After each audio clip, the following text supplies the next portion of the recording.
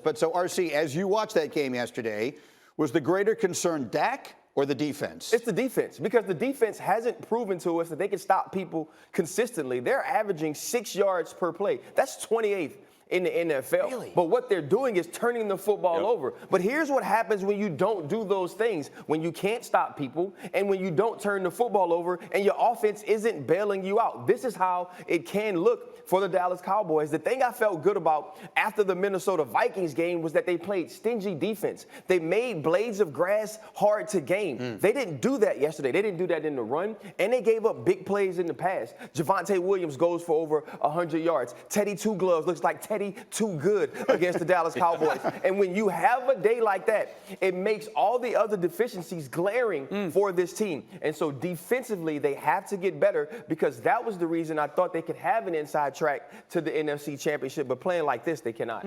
Yeah, Dallas got smoked. When you look at it, there's no other way of saying it. All right, 200 rushing yards, or 190 or whatever. Okay, really? And you're this good a team? You gave up 200 yards rushing to Denver? I mean, my gosh, that's awful right there. But how about their offense? How about Boy Wonder's offense?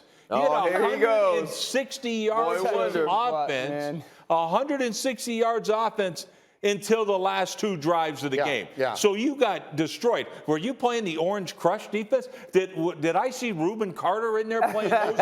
Whatever. Are you kidding? This is the Denver Broncos, and you got absolutely crushed out there. So to me, they have some real issues on that football team. They're going to play like this. A Broncos defense that traded away Von Miller during the week and then came out and played inspired.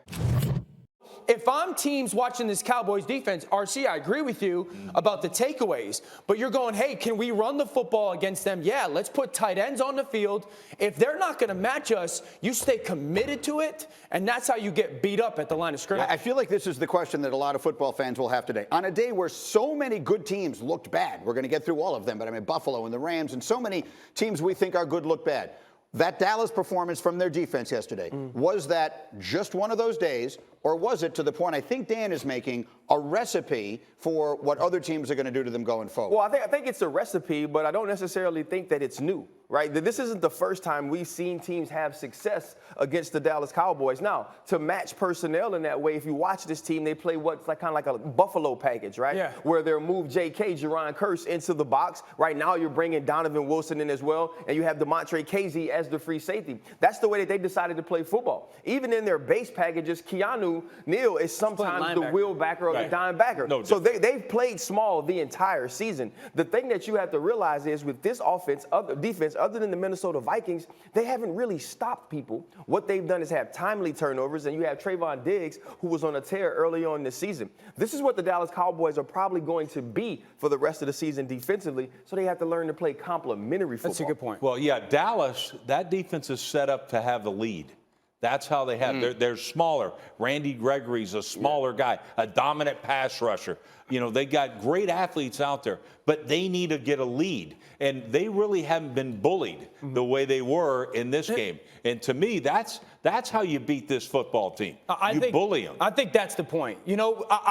When they played New England a couple weeks ago, I said it was the first time that someone decided to get physical with Dallas. Now, Dallas still had success on offense, but first time someone had success physicality-wise against that defense. Now, this is the second time that as an offense, you line up and you say, we're going to try to play physical football. So to RC's point and to Rex's point, complementary. If your defense can hang a little bit and kind of not get steamrolled offensively, you can play a methodical, physical brand of football against that defense. And if you don't turn the football over, you can control the game, so to speak.